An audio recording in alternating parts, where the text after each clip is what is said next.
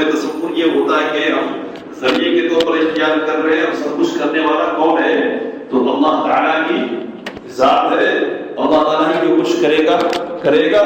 یہ جو بیچ کے لوگ ہیں وہ بس اللہ سے ہماری سفارش کر دیں گے کہ آپ فلاں بندے کا فلاں کام بنا دیجئے.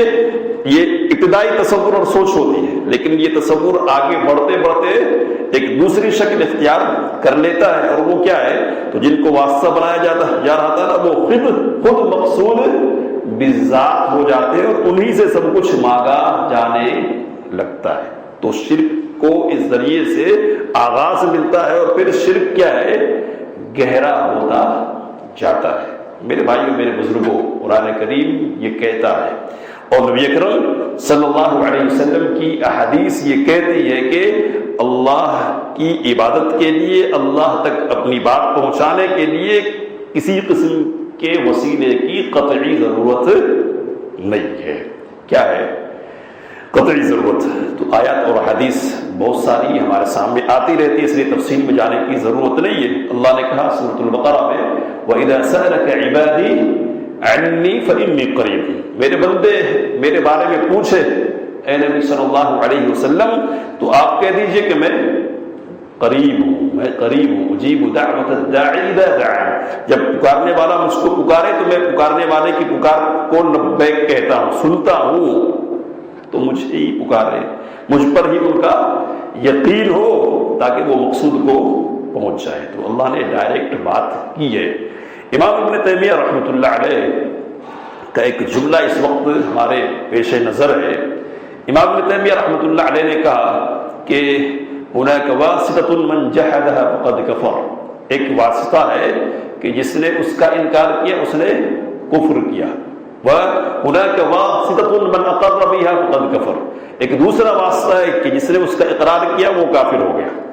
تو ایک کا اقرار یہ کفر کا سبب ہے اور دوسرے کا انکار یہ کفر کا سبب ہے. دو قسم کے وسیلے. تو ایک کا اقرار آدمی کو کہا لے جاتا ہے کفر کی طرف، اور دوسرے کا انکار کفر کی طرف لے جاتا ہے. تو وہ کون سا وسیلہ ہے کہ جس کا اقرار آدمی کو کفر کی طرف لے جاتا ہے؟ تو وہ وسیلہ وہی ہے جس کے بارے میں ہم ابھی گفتگو کر رہے ہیں کہ اللہ کے درمیان اور بندوں کے درمیان بندوں میں سے کسی کو لا کھڑا کیا جائے اور اس سے پہلے بات رکھنے کی کوشش کی جائے اس تصور کی بنیاد پر کہ اللہ ڈائریکٹ نہیں سنتا ہے. نعوذ باللہ نعوذ باللہ. تو یہ اللہ کی ذات میں تنقیص ہے، اللہ کی شان میں زبردست گستاخی ہے. اس لیے اللہ نے کیا کہا؟ سبحانہ وتعالی عما یشرکون، اللہ پاک ہے اور بہت بلند ہے ان کے شرک سے. یہ شرک ہے. شرک اللہ کی ذات میں اس سے نقص لازم آتا ہے کہ اللہ گویا کہ مجبور ہے، ضرورت مند ہے. ظاہر سی بات ہے کہ بادشاہ کو مثال کے طور پر پیش کرتے ہیں لوگ، تو پہلی بات یہ کہ اللہ اور بندے کے درمیان کی مثال کدھر سے؟ وَلِلَّهِ الْمَثَلُ الْأَعْلَى، اللہ کی تو بہت بلند اور بالا مثال ہے. فَلَا تَضْرِبُوا لِلَّهِ الْأَمْثَالَ، اللہ کے لیے مثالیں نہ بیان کیا کرو. تو اللہ کے لیے مثالیں کدھر سے؟ تو اگر مثال بیان کی جائے تو ظاہر سی بات ہے کہ مثال جس کے لیے دی جا رہی ہے اور جس کو مثال کے طور پر پیش کر رہے، دونوں کے درمیان کچھ تو مناسبت ہوگی نا، کچھ تو دونوں کے درمیان کوئی مناسبت ہے. تو ایک معبود ہے، ایک عابد ہے، یہ پہلی بات ہے. دوسری بات یہ کہ ایک عالم ہے یعنی علیم ہے، اور دوسرا کون ہے؟ جاہل ہے. ایک قدیر ہے، ہر چیز پر قدرت رکھنے والا ہے، اور دوسرا کون ہے؟ محتاج ہے. بات سمجھ رہے نا؟ تو ضرورت جو واسطے کی ہے وہ کس بنیاد پر ہے؟ کس بنیاد پر؟ تو اس بنیاد پر ہے کہ اس کو معلوم نہیں ہے فلاں شخص آیا، اس کی ضرورت ہے فلاں کی، لیکن فلاں ضرورت مند ہے واقعی طور پر یا نہیں ہے نہیں معلوم ہے. تو کوئی ایسا شخص بیچ میں آ جائے جو اس کو جانتا ہے، اس کی ضرورت کو پہچانتا ہے، وہ کہے کہ نہیں یہ فلاں واقعی طور پر کیا ہے؟ ضرورت مند ہے، ٹھیک ہے اس کو دے دیا جائے. تو یہاں جہل ہے، اس لیے واسطے کی ضرورت ہے. اور پھر کیا ہے؟ تو بادشاہ اپنے وزراء مقرر کرتا ہے، اور گورنروں کی تعین اس کی طرف سے عمل میں آتی ہے. کس لیے آتی ہے؟ تو اس لیے آتی ہے کہ اس کی قدرت اور اس کی طاقت محدود ہے، اس میں یہ صلاحیت نہیں کہ اپنی پوری مملکت کو سنبھال سکے. تو کچھ لوگوں کی ضرورت ہے اس کو، اس لیے بیچ میں وہ لاتا ہے. کیا اللہ تعالیٰ کو بھی ضرورت ہے کیا اس قسم کی؟ نعوذ باللہ ثم نعوذ باللہ. اللہ اس قسم کے احتیاج اور اس قسم کی ضرورت سے پاک ہے سبحانہ و تعالی. اللہ پاک ہے اور بہت بلند ہے. تو یہ کیسی مثال دی جا رہی ہے؟ تو یہ تو کفریہ ہے، کفریہ واسطہ ہے، کفریہ. شیخ الاسلام ابن تیمیہ رحمۃ اللہ علیہ کہتے ہیں کہ ایک واسطہ وہ ہے کہ جس کا انکار کرو گے تو کافر ہو جاؤ گے. وہ کون سا واسطہ ہے؟ کون سا؟ تو کہنے والے نے کہا کہ عبادت میں واسطہ نہیں ہے، لیکن ہدایت کے لیے واسطے کی ضرورت ہے. ہدایت کے لیے نماز پڑھنا چاہیے، نماز کی اتنی رکعتیں ہونی چاہیے، روزہ ہے اس کی یہ حقیقت ہے، زکوٰۃ ادا کرنی ہے، اتنے مال پر زکوٰۃ فرض ہوگی، اتنی زکوٰۃ فرض ہوگی، وغیرہ وغیرہ. یعنی عبادات سے متعلق جو تفصیلات ہیں وہ ساری کی ساری تفصیلات ذہن میں لے آئیے. تو یہ ساری چیزیں انسان خود معلوم کر سکتا ہے کیا؟ ظاہر سی بات ہے کہ معلوم نہیں کر سکتا، بتانے کے لیے کوئی چاہیے، یعنی کسی کا وسیلہ چاہیے یہاں. تو ہدایت کے لیے وسیلے کی ضرورت تھی. اللہ نے کیا کیا؟ انبیاء کرام علیہم الصلاۃ والتسلیم کو مبعوث فرمایا اور واسطہ بنا دیا کہ میرے درمیان اور تمہارے درمیان کون ہے؟ یہ کون ہے؟ رسول ہے صلی اللہ علیہ وسلم. تو ہدایت کے لیے واسطے کی ضرورت. اب مصیبت یہ ہے کہ نہ ادھر کے ہیں نہ ادھر کے. تو جہاں اقرار کرنا چاہیے وہاں ایک طرح سے انکار کرتے ہیں. ایک بات کہنے جا رہا ہوں. اور جہاں انکار کرنا چاہیے وہاں اقرار کرتے. کیا بات ہے؟ تو جہاں وسیلے کی ضرورت نہیں ہے وہاں کہتے ہیں کہ وسیلہ چاہیے، لیکن جہاں وسیلے کی ضرورت ہے وہاں کہتے کہ ضرورت نہیں ہے. یعنی زبان سے نہیں کہے تو نہیں کہے، لیکن عملی طور پر یہ کہتے ادھر جا رہا ہوں میں. تو بدعات جو وجود میں لائی جاتی ہیں اور بدعات کو صحیح سمجھ کر، دین سمجھ کر ان کو انجام دیا جاتا ہے، ان پر عمل کیا جاتا ہے. زبان سے آدمی نہیں کہے لیکن عمل یہ کہتا کہ واسطے کی ضرورت نہیں ہے، ہم بھی لا سکتے ہیں طریقہ، اور ہم بھی جان سکتے ہیں کہ اللہ کا قرب کس ذریعے سے حاصل ہونے والا ہے. تو یہ بدعت کیا ہے؟ یہ بدعت صریح اور صاف لفظوں میں نہیں، لیکن جزوی طور پر کیا ہے؟ اس واسطے کا انکار ہے جس کا اقرار کرنا آدمی کو کفر سے بچاتا ہے اور ہدایت پر لاتا ہے. مصیبت یہ ہے ہمارے یہاں کہ اقرار والا انکار میں ہے اور انکار والا کیا ہے؟ اقرار میں. یہ عملی دنیا کی کہانی جس سے ہم سب واقف ہیں. اللہ نے کہا کہ جن کو واسطہ بناتے ہو نا وہ خود واسطے کے محتاج ہیں، وہ خود ڈھونڈتے کہ کوئی واسطہ مل جائے. تو کیا واسطہ چاہتے ہیں؟ وہ اطاعت الہی بجا لانے کی کوشش کرتے ہیں. وہ ذریعہ ڈھونڈتے ہیں کہ جن سے رب کا قرب ان کو مل جائے، ان میں سے کن کو زیادہ قرب مل جائے. اور کس بنیاد پر یہ کرتے ہیں؟ تو کہ یرجون رحمتہ ویخافون عذابہ، رب کی رحمت کے امیدوار ہیں یہ اور اس کے عذاب سے ڈرتے ہیں، ہے نا. تو پہلے جو شروع کا مسئلہ اس کو حل کر لیں گے، اور جو بنیادی بات ہے اس آیت کے حوالے سے اس کو سمجھ لیں گے. تو جن کو واسطہ بناتے وہ خود محتاج واسطہ ہیں. تو جو دوسروں کے محتاج ہوں وہ کیوں دوسروں کے لیے کام آ سکتے ہیں؟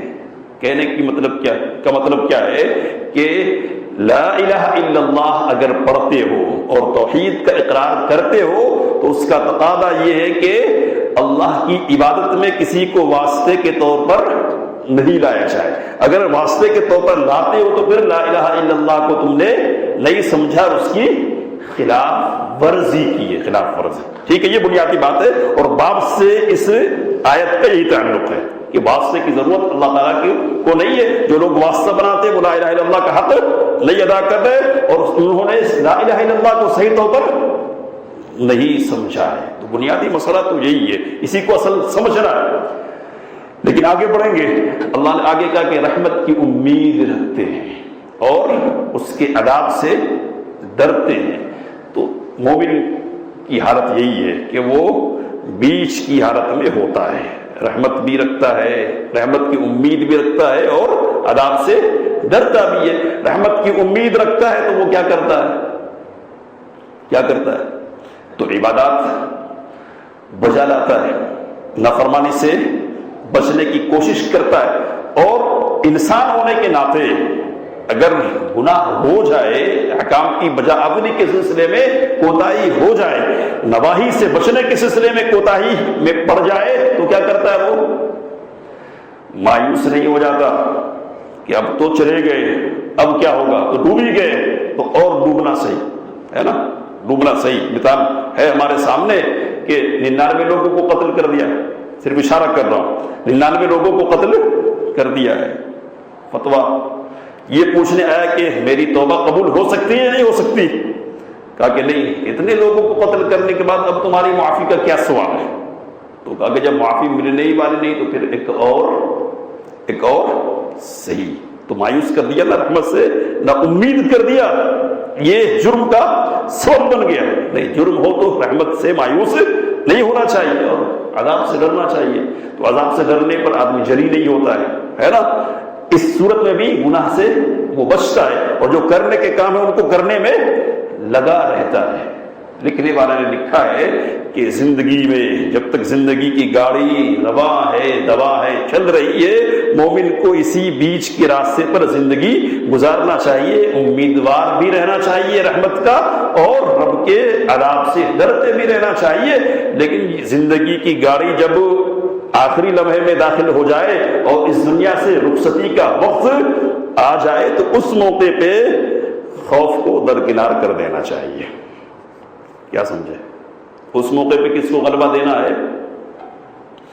رحمت کو، رب کی رحمت کو غالب کریں گے اور رب کی مغفرت کی امید کریں گے، اس لیے کہ رب کے ساتھ جیسی امید باندھیں گے رب ویسا ہی معاملہ کرنے والا۔ انا عند ظن عبدی بی، میں اپنے بندے کے گمان کے پاس ہوں، جیسا گمان وہ میرے ساتھ رکھے میں اس کے ساتھ ویسا ہی معاملہ کرنے والا۔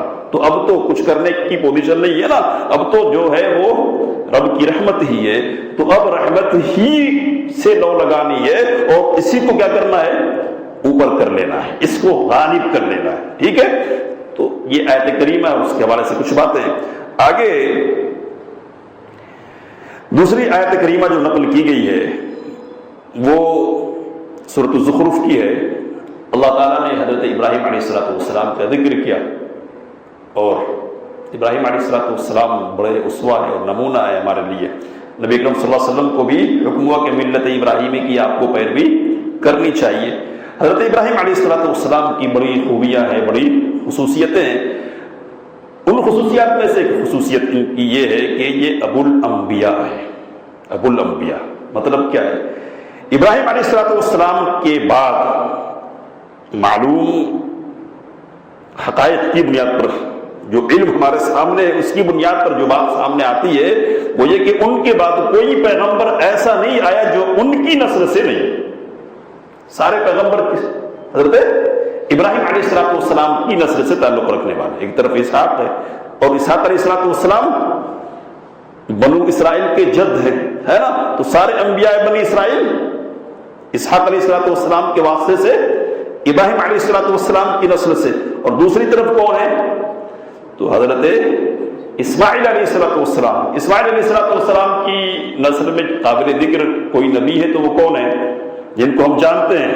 واللہ اعلم، کون ہے؟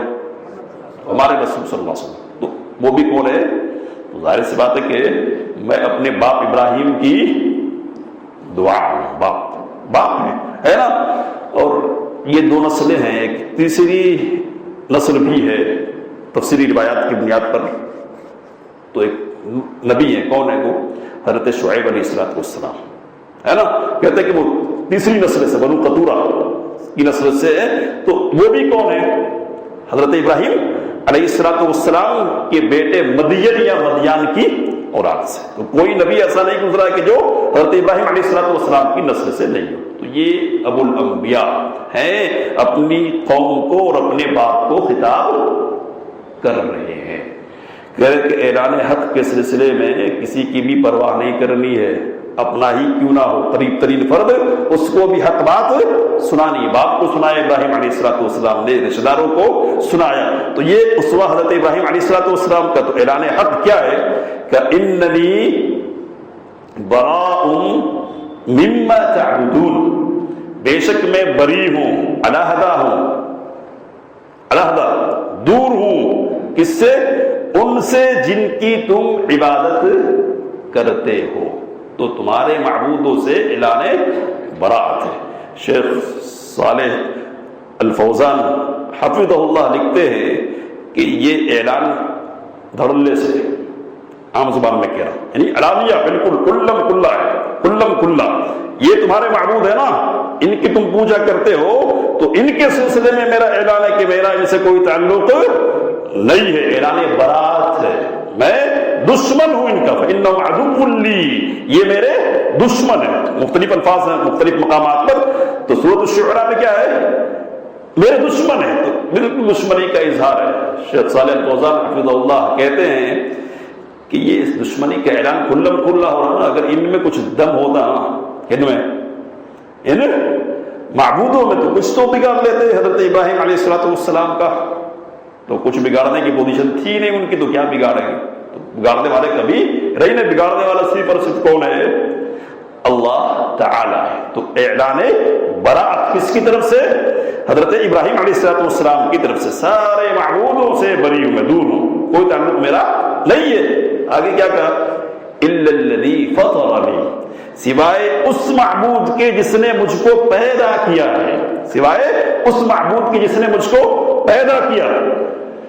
تو صالح الفوزان حفظہ اللہ نے لکھا ہے غالباً کہ حضرت ابراہیم علیہ السلام نے یہ نہیں کہا سوائے اللہ کے، یہ نہیں کہا. کیا کہا؟ جس نے مجھ کو پیدا کیا ہے. تو وہ جو معبود ہے میرا پیدا کرنے والا، اس سے میری دشمنی کیوں نہیں ہے؟ تو اس لیے کہ میرا پیدا کرنے والا ہے. میں اس کی عبادت کیوں کروں گا؟ تو اس لیے کہ وہ میرا پیدا کرنے والا ہے. تو اس پیدا کرنے والی ہی کی عبادت ہوگی. اس کے لیے دلیل بھی قائم کر دی. اور دوسروں سے دشمنی کیوں؟ تو اس لیے کہ وہ میرے پیدا کرنے والے نہیں ہے. تو جب نہیں ہے تو معبود کیسے ہو جائیں گے میرے؟ تو یہاں جو بات ہے اصل لا الہ الا اللہ کی تفسیر کیا ہے؟ تو ایک طرف انکار ہے، دوسری طرف کیا ہے؟ اس بات ہے. انکار سارے معبودوں کا ہے، اور حقیقی معبود کا کیا ہے؟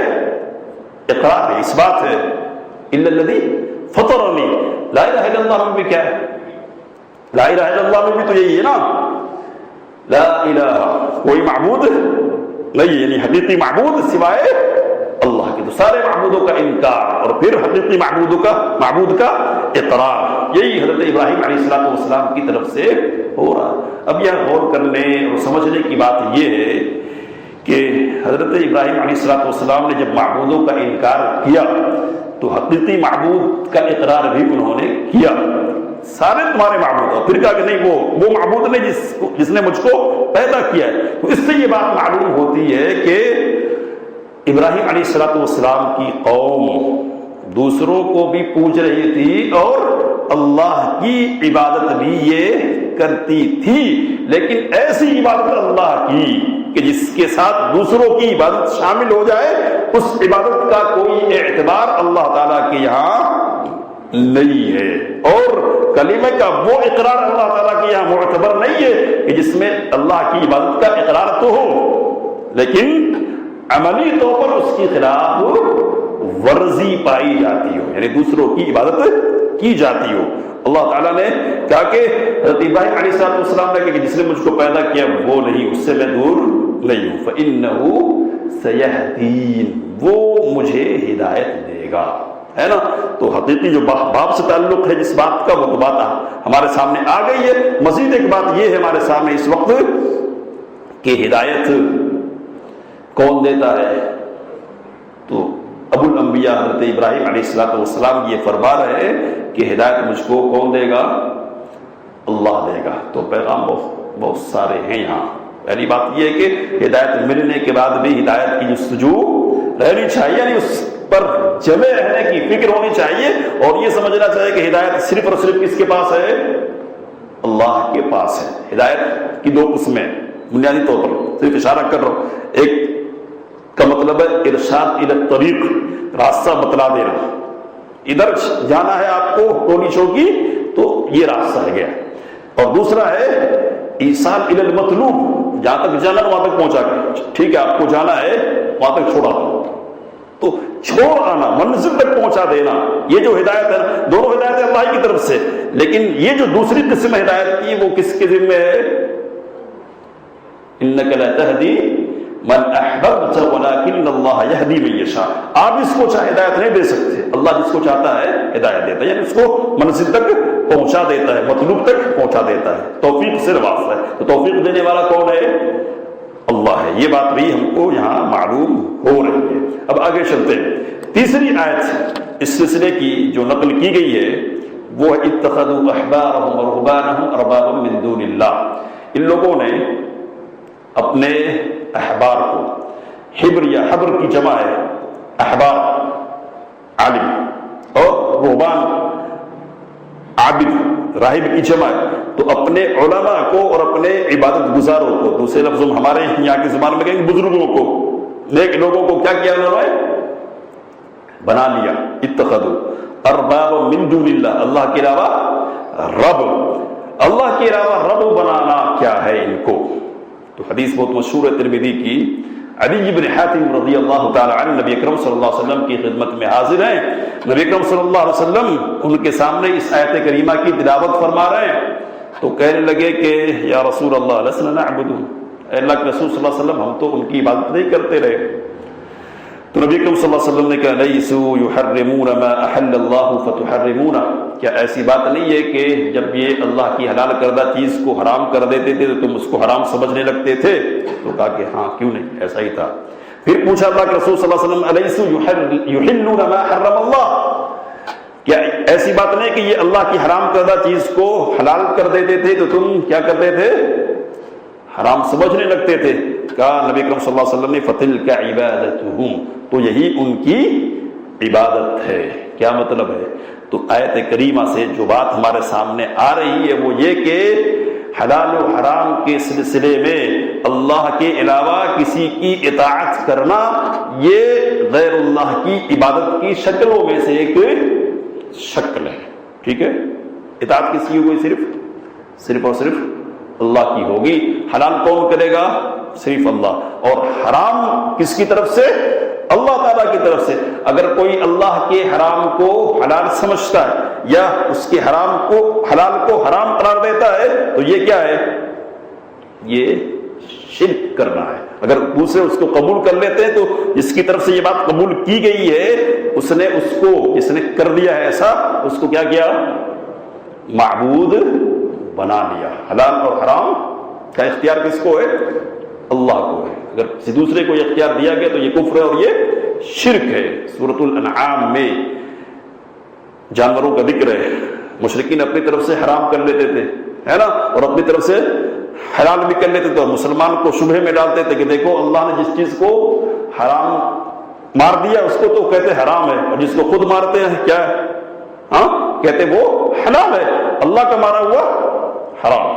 تو کہا کہ دیکھو یہ شبہ میں ڈالیں گے، اور یہ شیطان کی طرف سے، شیطان کے چیلوں کے ذہنوں میں اس طرح کے شبہات ڈالے جاتے ہیں۔ ان اطعتموہم انکم لمشرکون، اگر تم نے ان کی بات مان لی، ان کے چکر میں آ گئے تو کیا ہوگے؟ تم مشرک ہو جاؤ گے۔ مشرک ام لہم شرکاء شرعوا لهم من الدین ما لم یأذن باللہ، ان کے کچھ شرکاء ہے جو دین بناتے ہیں ان کے لیے، حلال اور حرام کرتے ہیں، کوئی نہیں ہے۔ حلال کرنے والا کون ہے؟ اللہ ہے۔ تو اگر کوئی کسی کی حلال اللہ کی حرام کردہ چیز کو حلال ٹھہراتا ہے اور کوئی اس کے پیچھے رکھتا ہے، اس کو تسلیم کر لیتا، تو وہ کیا کرتا ہے؟ شرک کرتا ہے۔ اور یہ بھی لا الہ الا اللہ کے تقاضوں کی خلاف ورزی میں سے ایک خلاف ورزی ہے۔ بس بابا یہ بھی، اب کسی نے حلال کو حرام کر لیا یا حرام کو حلال کر لیا، دو صورتیں ہو سکتی ہے اس کی۔ حلال یا تو حرام سمجھتے ہوئے حرام ہے پھر اس کو حلال کر رہا ہے لیکن سمجھ رہا کہ یہ حرام ہی ہے نا۔ دوسری صورت کیا ہے؟ حرام ہے لیکن کیا سمجھ رہا ہے حلال ہے. تو اگر حلال ہونے کا عقیدہ رکھے کوئی تو وہ کافر ہو جائے گا, مشرک ہو جائے گا. لیکن ایک آدمی شامت نفس کی وجہ سے, خواہش نفس کی وجہ سے کسی حرام کو حلال کر لیتا ہے, حلت یا حرمت کا عقیدہ نہیں رکھتا ہے, تو پھر کیا ہے, اس کا حکم کفر کا اور شرک کا نہیں ہوگا, بڑا گنہگار ہوگا, لیکن اس کی تکفیر نہیں کی جائے گی. ٹھیک ہے. اب اس آیت کریمہ سے اور بہت ساری باتیں ہم کو معلوم ہو رہی ہے. پہلی بات اس سلسلے میں یہ ہے کہ علماء بھی معصوم نہیں ہوتے. کون لوگ ہیں جن کے سلسلے میں بات کی جا رہی ہے کہ وہ حلال کو حرام کر رہے ہیں؟ تو علماء ہی کر رہے ہیں نا, صوفیہ. تو ان پر اعتماد نہیں کر لینا چاہیے, ہے نا. کون کا؟ تو ہمارے علماء کہتے ہیں, یا ہمارے بزرگوں نے کہہ دیا ہے. تو بزرگ دلیل نہیں ہو سکتے ہیں. بزرگ ایسے بھی ہوتے ہیں. کیسے؟ جو حلال کو حرام کر دیتے اور حرام کو حلال کر دیتے. تو اس کی فکر ہونی چاہیے. اور میزان بزرگوں کو معیار نہیں بنانا ہے. کس کو بنانا ہے؟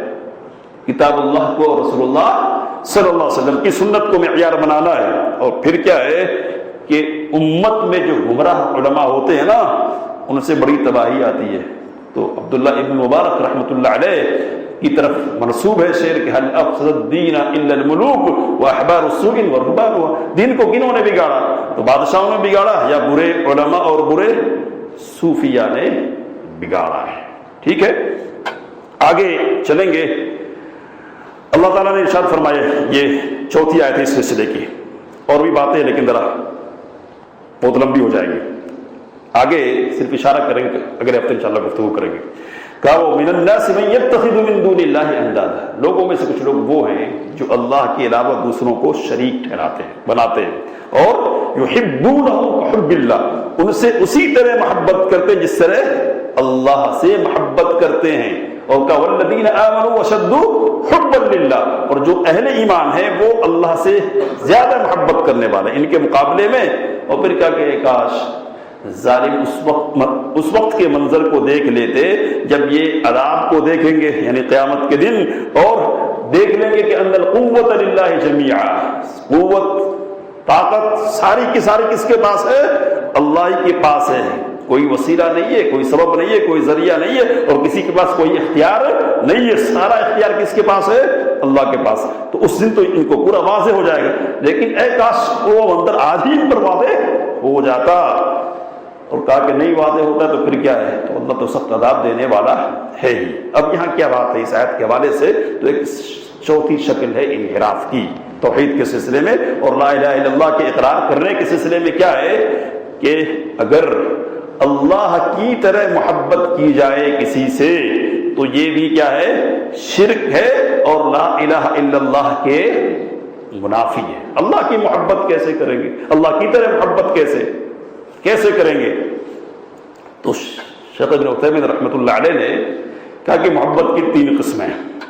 ایک ہے المحبت للہ, اللہ کے لیے محبت, اللہ کی خاطر محبت. تو اللہ کی خاطر محبت اعمال سے بھی ہو سکتی ہے اور اشخاص سے بھی ہو سکتی ہے. اعمال سے مطلب کیا ہے؟ سچ بولنا چاہیے, سچ سے محبت. کس کے لیے؟ اللہ کے لیے. نماز پڑھنی چاہیے, کس کے لیے؟ اللہ کی محبت کی خاطر, وغیرہ وغیرہ. ٹھیک ہے. اعمال کی 1-2 مثال رکھ رہا ہوں. اشخاص, تو رسول اللہ صلی اللہ علیہ وسلم سے ہم کو محبت ہے. کس لیے ہے؟ تو اس لیے نہیں کہ رسول اللہ صلی اللہ علیہ وسلم بہت زیادہ خوبصورت تھے, اس لیے نہیں کہ نبی اکرم صلی اللہ علیہ وسلم بہت زیادہ راست باز تھے. یہ ساری خوبیاں ہیں اور ان خوبیوں کی بنیاد پر بھی محبت ہوگی, لیکن اصلی جو محبت کا سبب ہے وہ بیان کر رہا ہوں آپ کے سامنے. ٹھیک ہے. تو رسول اللہ صلی اللہ علیہ وسلم سے محبت اس لیے نہیں ہے کہ آپ بڑے طاقتور تھے اور کائنات میں آپ سے بڑا کوئی قائد, کوئی رہنما یعنی جنرل نہیں گزرا ہے, تو بڑے مدبر تھے وغیرہ, اس حیثیت سے نہیں. کون سی حیثیت ہے اصل رسول اللہ صلی اللہ علیہ وسلم کی کہ جس کی بنیاد پر ہم محبت کرتے ہیں؟ کون سی؟ تو وہ رسول اللہ ہے. کیا ہے وہ اللہ کے رسول ہے, اس لیے تو اللہ کی خاطر یہ محبت ہے. ابھی طرح بات آ رہی ہے. اس کے بعد کیا دوسری قسم محبت کی؟ المحبت الطبیعیہ, طبعی محبت. فطری طور پر کچھ لوگوں کی محبت اللہ تعالیٰ نے انسانوں کے سینوں میں ڈال دی ہے, رشتوں کی بنیاد پہ, قرابت کی بنیاد پر, ہے نا. تو باپ کو بیٹے سے محبت ہوتی ہے, بیٹے کو باپ سے محبت ہوتی ہے, شوہر کو بیوی سے, بیوی کو شوہر سے محبت ہوتی ہے وغیرہ، ہے نا، تفصیلات ہے، ذہن میں رہنا چاہیے۔ تو یہ جو محبت ہے یہ بھی توحید کے منافی نہیں ہے، اور پہلی محبت بھی توحید کے منافی نہیں ہے، بلکہ پہلی جو محبت ہے وہ توحید کی تکمیل کا ذریعہ ہے، توحید کو مکمل کرنے کا ذریعہ ہے۔ اللہ سے محبت کرنا، نماز سے محبت، اللہ کے رسول صلی اللہ علیہ وسلم سے محبت کرنا، نماز سے محبت کرنا، یہ جو محبت ہے دوسری محبت طبعی فطری محبت، یہ محبت بھی توحید کے منافی نہیں ہے، اگر اللہ کی محبت پر اس کو فوقیت نہیں دی جائے۔ سمجھ رہے بات؟ اس کو ذہن میں رکھنا ہے۔ اگر اللہ کی محبت پر فوقیت دینے لگ جائیں گے تو شرک تک بھی معاملہ پہنچ سکتا ہے، اگر شرک تک نہیں پہنچے تو یہ کمال توحید کے تو کم از کم منافی ہوگی ہی۔ سمجھ رہے نہیں؟ کامل توحید آدمی کے پاس نہیں ہے، کمال توحید کے منافی۔ تو یہ دوسری محبت ہوگی۔ تیسری محبت کیا ہے؟ تو کہا المحبت مع اللہ، اللہ کے ساتھ محبت، اللہ سے بھی محبت کر رہے ہیں اور غیر اللہ سے بھی محبت کر رہے ہیں، جیسا کہ یہ مشرکین کرتے ہیں۔ تو یہ جو محبت ہے یہ کیا ہے؟ شرک ہے۔ جب ساتھ میں محبت شرک ہے تو بڑھ کر ہو تو اور کتنا معاملہ خراب ہوگا۔ علماء نے اشارہ کیا ہے، اور صورت یہ بھی یہ نقل کی ہے کہ بعض لوگ تو وہ ہے بدبخت قسم کے کہ جو صرف دوسرے سے ہی محبت کرتے، اللہ کی محبت ان کی پائی ہی نہیں جاتی ہے۔ تو پہلا جو ساتھ میں محبت کر رہا وہ بھی خسارے میں ہے، وہ جو بڑھ کے محبت کر رہا ہے وہ بھی خسارے میں پہلے سے زیادہ، اور اس سے بھی زیادہ خسارے میں کون ہے؟ تو جس کے سینے میں اللہ کی محبت ہے ہی نہیں۔ شیخ ابن عثیمین رحمۃ اللہ علیہ نے لکھا ہے کہ اس امت میں ایسے بدقسمت لوگ موجود ہیں کہ جو اللہ سے زیادہ دوسروں سے محبت کرتے ہیں کون؟ تو لا الہ الا اللہ کے اقرار کرنے والے اور اپنے آپ کو مسلمان کہنے والے۔ تو یہ تو بہت پرانی مثال آپ کے سامنے آتی رہی ہے کئی مرتبہ کہ ایسے لوگ بھی گزرے ہیں اس امت میں، اور اب بھی ہو سکتے کہ اللہ کی قسم کھلائیے، سچی ہو جب بھی کھا لیں گے، جھوٹی ہو تب بھی کھا لیں گے۔ تو محبت جس طرح ایک عبادت ہے اسی طرح خوف بھی کیا ہے؟ ایک عبادت نہیں ہے نا، دونوں قلبی عبادتیں ہیں۔ تو اللہ سے جتنا ڈر ہے نا اس سے بڑھ کر ڈر کس سے؟ تو کہا کہ صورتحال یہ ہے، شیخ محمد بن عبد الوہاب رحمۃ اللہ علیہ نے کئی جگہ اس کی طرف اشارہ کیا کہ صورتحال یہ ہے کہ اگر کسی ولی اور بزرگ کی قسم کھلائی جائے نا تو جھوٹی قسم نہیں کھائیں گے، ڈر ایسا ہے۔ تو کس سے زیادہ ڈر رہے ہیں؟ کس سے؟ تو ان کا معاملہ کتنا سنگین ہے۔ اور محبت کی مثال دی کہ ایسے کتنے لوگ ہیں آتے ہیں، کس لیے آتے؟ تو حج کرنے آتے ہیں، لیکن ان کا دل کعبے سے زیادہ کدھر لگا رہتا ہے؟ کدھر جانتے ہیں نا۔ تو ایسے بدقسمت ہے امت کے اندر کہ جو سوچتے کہ جلدی کسی بھی طرف فارغ ہو جاؤ ادھر سے، اور جلدی سے کہاں پہنچے ہو؟ مدینہ پہنچو، مدینہ۔ اور مدینہ پہنچے کیا کرنا ہے؟ تو پکاریں گے، واسطہ بنائیں گے، نعوذ باللہ ثم نعوذ باللہ۔ کہتے ہیں کہ یہ کس بات کی دلیل ہے؟ یہ اس بات کی دلیل ہے کہ محبت کس سے زیادہ ہو رہی ہے؟ رسول اللہ صلی اللہ علیہ وسلم سے۔ رسول اللہ صلی اللہ علیہ وسلم سے محبت ہونی چاہیے، لیکن یہ محبت کس کے تابع ہے؟ اللہ کی محبت کے تابع ہے۔ جتنی بھی ہو یہ اللہ کو معلوم ہے کہ کس حد تک جا سکتی ہے، لیکن یہ بہرحال اللہ کی محبت کے نیچے ہی ہوگی۔ اور کس لیے نیچے ہوگی؟ تو اس لیے کہ یہ اللہ کے لیے ہے، یہ اللہ کے لیے۔ اللہ سے ہم محبت کس لیے کرتے ہیں؟ تو وہ اللہ ہے بس، ہے نا۔ رسول اللہ صلی اللہ علیہ وسلم سے کس لیے محبت کرتے ہیں؟ اللہ کے رسول ہے، رسول اللہ ہے نسبت، تو محمد کے اللہ ہے اس لیے محبت کر رہے اللہ سے، ایسا۔ لیکن اللہ کے رسول محمد اس لیے محمد سے صلی اللہ علیہ وسلم محبت ہم کر رہے ہیں۔ تو ایسے بدقسمت لوگ ہیں۔ محبت کس سے؟ صرف اور صرف اللہ سے ہونی چاہیے۔ اور محبت جب بات کر رہے تو اس سے کون سی محبت ہے؟ تو محبت عبادت ہے، عبادت والی محبت۔ اور عبادت والی محبت کس کو کہتے ہیں؟ تو گفتگو ہے یہ، اس پر گفتگو کریں گے ہم انشاءاللہ، لیکن ایک حدیث ہے اس کا ترجمہ کر کے بات ختم کریں گے، پہلے اگلے ہفتے انشاءاللہ گفتگو ہوگی۔ آگے شیخ الاسلام نے حدیث نقل کی کہ نبی اکرم صلی اللہ علیہ وسلم نے وفی الصحیح عن النبی صلی اللہ علیہ وسلم انہ قال، صحیح میں یعنی صحیح مسلم میں روایت ہے کہ نبی صلی اللہ علیہ وسلم نے فرمایا کہ جس نے لا الہ الا اللہ کہا اور کیا کیا؟ وہی بات وہ کفر بما یعبد من دون اللہ، اور اللہ کے علاوہ جن کی بھی عبادت کی جاتی ہے ان کے ساتھ کفر کیا، یعنی کہا لا الہ، اور پھر کیا کہا الا اللہ، تو الا اللہ عملی طور پر اس کو ثابت کیا، ورنہ لا الہ الا اللہ تو کہہ رہا ہے نا، تو زبانی طور پر علی الاعلان صاف لفظوں میں اس کا اعلان کیا کہ نہیں سارے معبود کیا ہے، باطل ہے، یہ بھی معبود نہیں، وہ بھی معبود نہیں، کوئی معبود نہیں، اللہ کی عبادت کرنی چاہیے۔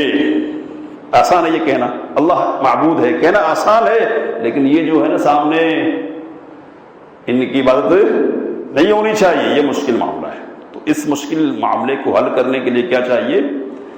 تو جرأت چاہیے۔ جرأت، کون سی جرأت؟